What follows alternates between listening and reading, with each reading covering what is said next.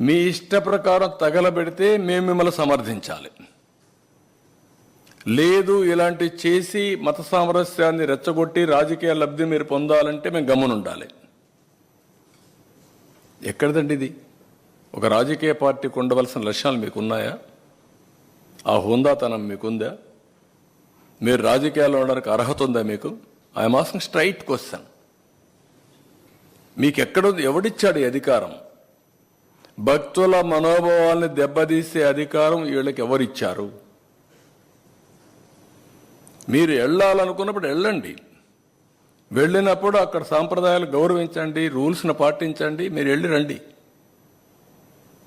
ఇక్కడ కూర్చొని కావాలని మళ్ళీ నెపం వేరే వాళ్ళ మీద వేయడానికి ఇష్టం లేదు. పోవడానికి అక్కడికి పోతే సంతకం పెట్టాలి. సంతకం పెట్టేది ఇష్టం లేదు. సంతకం పెట్టి కూడా దౌర్జన్యం చేయాలి. దౌర్జన్యం చేయడానికి వీలు లేదు. కాబట్టి మీ యొక్క సమస్య అది. We are very clear. నేను అదే చెప్పాను మొన్న మీకు అందరికీ. నేను ఒక చట్టం తీసుకొస్తున్నాను.